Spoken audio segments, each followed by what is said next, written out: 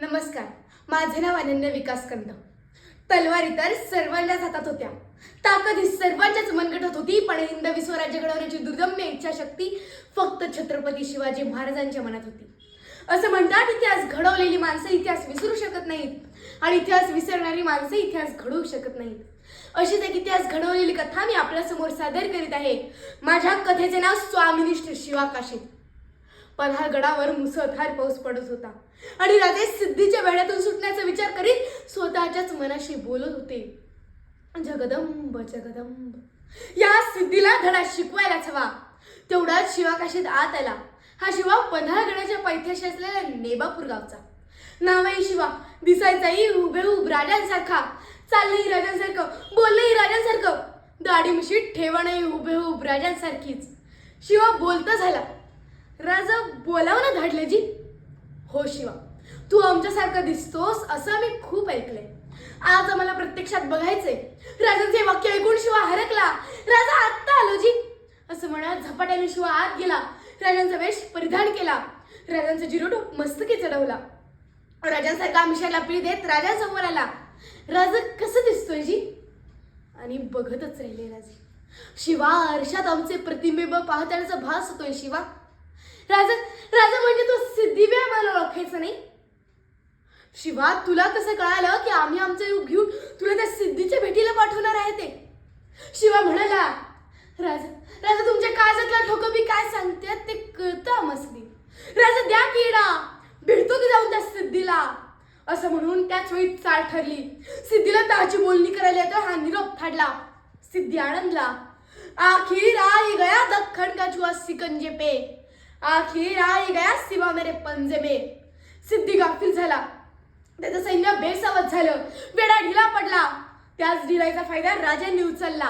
बाजीप्रभू देशपांडेला सोबत घेत त्या पावसाच्या किर्र रात्री राजे पन्हाळगडाकडून विशालगडाकडे निघाले. त्याचवेळी एका वाटेने सिद्धीला भेटण्यासाठी निघालेल्या शिवाची गळाभेट येताना राजांना गैभरून आले.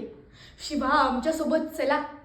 शिवानं राजांना मुजरा केला व त्या भारावलेल्या मनाने शिवा बोलू लागला. राज, तुमच्या ध्यानात येत नाही, पण मला स्वर्गाचं दार दिसतंय. यापेक्षा माणसाला काय हवं? राजा, मरून बी हजारो वर्ष जगीन म्या राज. चला येतो म्या. शिवानं राजांना तो अखेरचा निरोप घेतला.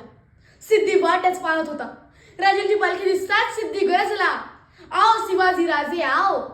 राजांची पावले शामयाच्या दिशेने पडू लागली. पण त्याच वेळी दोन सौशे डोळे राजांवर रोखले गेले. राजांची पावले शामियानात पडणार त्याच वेळी दोन सौशे डोळे फुटफुटले. ये शिवाजी नाही होऊ सकता. सिद्धी गरजला. मेढ्यातली लखलख तिरंगी तलवार सब दिशे चालली. रक्ताची चिळकांडी उडली. यातनेचा कल्लोळ उडला. शिवा रक्ताळला. पुन्हा एकदा सिद्धी विचारता झाला, सच सच बता, तू ये शिवाजी? त्या अवस्थेत सुद्धा शिवा म्हणत होता, अरे मीच तो शिवाजी. त्यावेळी सिद्धीनं त्या दोन संशय डोळ्याला पाहणारे अफजल खानाच्या मुलाला म्हणजेच फाजल खानाला विचारले, तुम कैसे कह सकते हो ये शिवाजी नहीं हो सकता? त्यावर फाजल खान म्हणाला, हाँ हाँ मैंने देखा है शिवाजी को.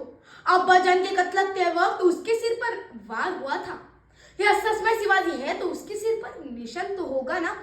देखो देखो असं म्हणत शिवाचा जिरेटोप तलवारीच्या टोकाण्याच बाजूला फेकला गेला. मस्तकावर कोणतीच खुण नव्हती. सिद्धी कडाडला. अरे मरने से पहले आखिरी बार पूछता हूँ, सच सच बता, तू ही है शिवाजी? शिवा गरजला. अरे मीच तो शिवाजी. जन्माला जरी शिवाकाशीत म्हणून आलो असलो तरी मरताना शिवाजी राजे म्हणून मरतोय. हे भाग्य काय कमी आहे? शिवा या मातीसाठी, या स्वराज्यासाठी गतप्राण झाला. धन्य धन्य ते शिवराय, धन्य धन्य ते शिवाकाशीत. अनेक राजांनी गिरिदुर्ग बांधले, अनेक राजांनी भूदुर्ग बांधले, अनेक राजांनी जलदुर्ग बांधले, पण माझ्या राजानं शिवाकाशीदांसारखे नरदुर्ग स्वराज्यासाठी उभे केले. धन्य धन्य ते शिवराय, धन्य धन्य ते शिवाकाशीत. धन्यवाद.